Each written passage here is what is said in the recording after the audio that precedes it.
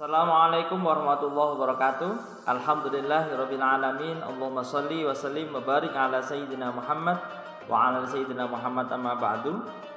Anak-anak sekalian, kelas 4 pada pagi hari ini bertemu kembali dengan Mr. Musafa. Untuk pagi hari ini Mr. akan memberikan materi kita melalui video YouTube ini. Mr. akan teruskan materi kita. Kita sudah sampai atau sudah membahas pelajaran pertama. Kita masuk ke pelajaran yang kedua. Apa pelajaran kedua? Yaitu halaman 13. Kalian lihat, beriman kepada Allah dan Rasul-Nya. Allah Subhanahu wa Ta'ala itu mengutus beberapa rasul untuk apa? Memberikan peringatan, kabar gembira kepada manusia agar manusia berbuat baik di alam dunia ini. Yang pertama, kita juga harus beriman dulu kepada Allah Subhanahu wa Ta'ala. Bagaimana cara kita iman pada Allah? Kita harus yakin dalam hati kalau Allah Subhanahu wa Ta'ala itu ada. Buktinya apa kalau Allah ada? Buktinya adalah adanya seluruh alam semesta ini menunjukkan adanya Allah.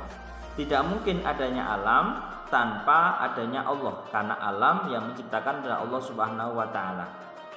Coba kalian pikirkan, kalau ada sepeda motor, pastinya itu ada yang menciptakan sepeda motor. Apa mungkin sepeda motor itu tiba-tiba ada? Tidak mungkin. Pasti ada yang menciptakan, yaitu manusia. Ya, sama seperti alam semesta ini, tidak mungkin alam semesta tiba-tiba ada, tapi Allah Subhanahu wa Ta'ala yang menciptakannya. Itu adalah bukti kalau Allah Subhanahu wa Ta'ala itu ada. Kita harus yakin.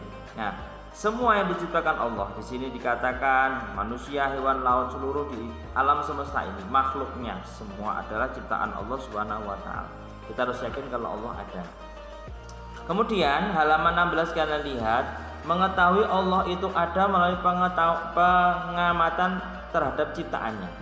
Kita tahu, tadi kita sudah bahas bahwasanya semua yang diciptakan Allah itu menunjukkan kalau Allah itu ada, karena ada yang menciptakan, yaitu Allah. Dirimu, ayah, ibu, kakak, adik, semua hewan, semua yang ada di dunia ini, semuanya adalah makhluk ciptaan Allah, ya. Coba perhatikan apa saja perbedaan antara dirimu dengan orang lain. Perbedaan antara dirimu dengan orang lain tentu ada yang menciptakan dan yang mengaturnya. Tidak mungkin ya semua kebetulan dan ada sendiri. Semua itu adalah Allah yang menciptakan. Allah yang melengkapi akal pikir kita. Allah juga menciptakan alam semesta ini beserta dengan hewan-hewan, tumbuhannya, agar kita semua di dunia ini bisa bertahan hidup. Coba Allah nggak ciptain ayam, coba Allah nggak ciptain sapi, Allah nggak ciptain padi, Allah nggak ciptain sayur-sayuran, apa? Kita di dunia mau makan apa? Pastinya Allah menciptakan manusia, juga menciptakan sarana dan prasarananya, menciptakan hewan yang boleh dimakan, menciptakan sayuran, beras, dan lain sebagainya, padi ya, seperti itu. Kemudian Allah menunjukkan keberadaannya dengan menciptakan manusia dengan beraneka ragam kulit, sifat, warna, semua sama. Orang Indonesia sawo matang, orang Eropa ada yang putih, ada yang agak kemerah-merahan, kemudian ada orang Afrika yang hitam. Semua ciptaan Allah, dan Allah yang membuatnya berbeda. Kita berbeda bukan berarti kita itu mencari perbedaannya, tetapi dengan berbeda itu kita akan saling melengkapi dan saling mengenal.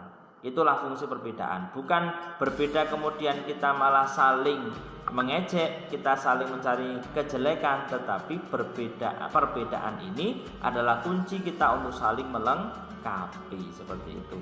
Nah, kemudian baju yang kamu dan adikmu pakai, ada yang membuatnya, yaitu penjahit. Penjahit telah membuatnya dengan model ukuran yang berbeda. Jika demikian, tentu ada pula menciptakan rasa dan ukuran yang berbeda untuk buah-buah yang kamu makan. Siapakah dia? Tentunya Allah.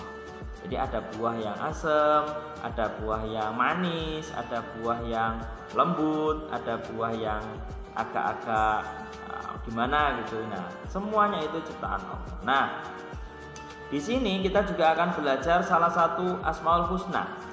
Asmaul Husnanya Allah, mengetahui Allah itu maha apa? Yang pertama Al-Basir, Allah maha melihat. Jadi Allah itu melihat apapun yang ada di dunia ini maupun di luar dunia ini. Al-Basir artinya Allah melihat, dari kata basoro yang artinya Allah melihat. Tidak ada satupun yang luput dari penglihatan Allah. Ada orang yang mau berbuat jahat, dia tengok ke kanan, tengok ke kiri, tapi dia lupa kalau nggak nengok ke atas. Di atas atau kita ibaratkan Allah Subhanahu wa taala pasti akan selalu melihat kita. Coba kalau kita baru dilihat CCTV saja sudah kita baik-baikin tingkahnya. Apalagi ini adalah CCTV Allah Subhanahu wa taala, yaitu Allah Al-Basir yang selalu melihat kita. Dengan kita yakin Allah selalu melihat kita, kita tidak akan berani untuk berbuat kejahatan karena Allah selalu melihat kita. Kita malu sama Allah ya. Kemudian menyadari bahwa senantiasa Allah mengawasi kita. Dalam Al-Quran dikatakan wallahu basirum bima ya'malun. Allah melihat apa yang mereka kerjakan. Jadi apa yang kita kerjakan itu Allah melihat. Maka kita harus berbuat yang baik. Oleh karena itu sebagai muslim kita harus selalu berbuat baik dimanapun pada siapapun ya.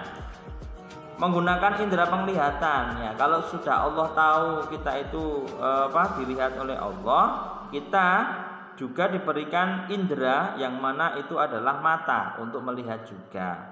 Nah, penglihatan kita itu adalah tanda-tanda kebesaran Allah Subhanahu wa taala. Menggunakan indera dengan melihat kebesaran Allah. Artinya kita harus menggunakan mata dengan hal-hal yang baik. Jadi mata ini Allah ciptakan sebenarnya fungsinya untuk melihat hal-hal yang baik. Kalau kita melihat hal yang buruk itu sama saja kita mengingkari daripada penciptaan mata itu sendiri. Melihat alam semesta, membaca Al-Qur'an ya, melihat ayat-ayat Al-Qur'an, melihat hal-hal yang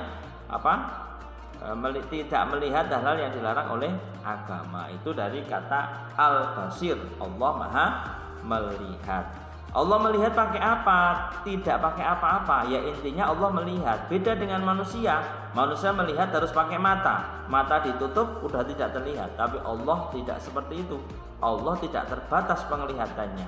Allah tidak pakai mata untuk melihat. Tapi Allah melihat ya melihat aja. Tidak perlu perantara apa-apa. Beda dengan manusia. Seperti itu ya. Kemudian ada Al-Adl. Al-Adl ini artinya Allah Maha Adil ya. Artinya para ulama juga mengatakan bahwasanya Al-Adl menempatkan sesuatu pada semestinya.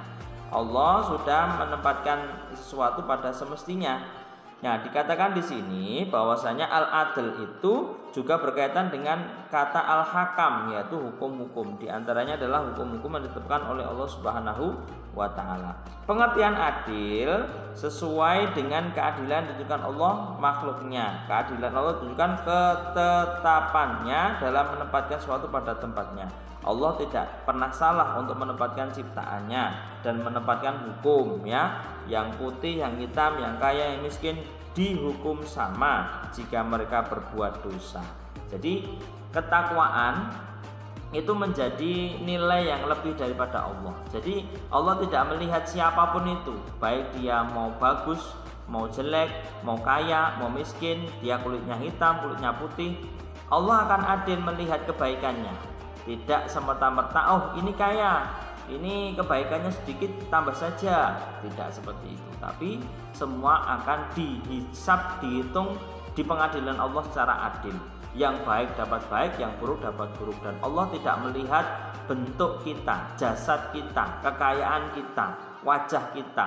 Tapi yang Allah lihat adalah hati kita dan amal perbuatan kita. Dalam Al-Quran dikatakan fal yauma la tudlamu nafsun syai'an wa la tujzauna illa ma kuntum ta'malun. Maka pada hari itu seseorang tidak akan dirugikan sedikit pun dan kamu tidak akan diberikan balasan kecuali sesuatu apa yang telah kamu kerjakan.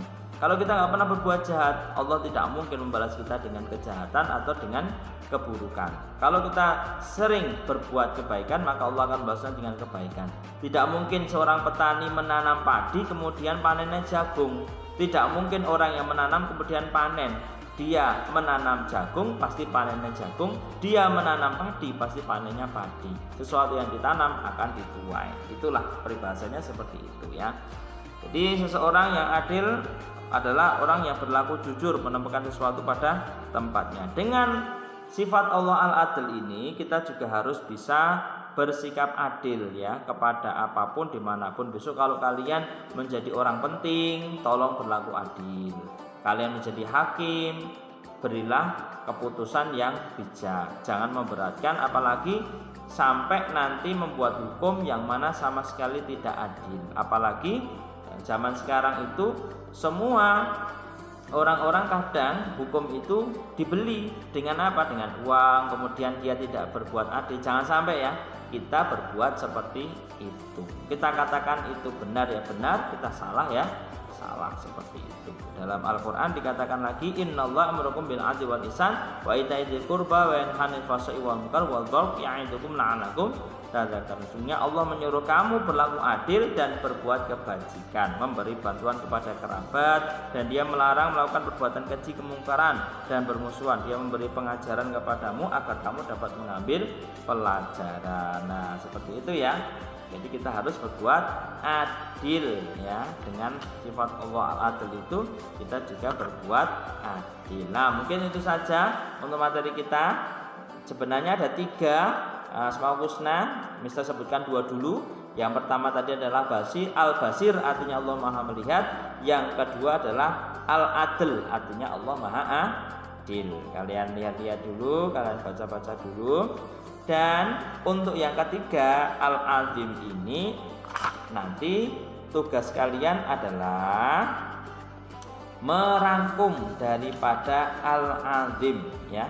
Jadi lafaz Al-Azim ini nanti tolong kalian rangkum, kalian tulis ringkasannya saja, paling tidak hanya separuh buku ya, paling tidak hanya separuh buku. Jadi Al-Azim nanti kalian baca dulu, terus setelah itu apa yang kalian ketahui dari Al-Azim kalian tuliskan di buku. Jadi tidak menyontoh ini persis ya, kalian baca dulu, pahami, setelah itu kalian tuangkan pemahaman kalian di buku Al-Azim. Al-Azim saja ya ditulis. Umpamanya Al-Azim artinya dari kata azama, dari kata azima yang artinya agung atau besar, seperti itu. Yang kalian ketahui kalian catat ya. Paling tidak separuh halaman lah, separuh halaman atau beberapa baris tidak apa-apa. Nanti dikirimkan ke Mister foto, Mister akan berikan linknya, seperti itu ya untuk tugas pada pagi hari ini. Itu saja yang bisa dapat sampaikan, kurang lebihnya Mister mohon maaf. Bila taufiq wal hidayah ihdinas siratal mustaqim, wallahu muwaffiq ila aqwamit thoriq. Wassalamualaikum warahmatullahi wabarakatuh. Bye.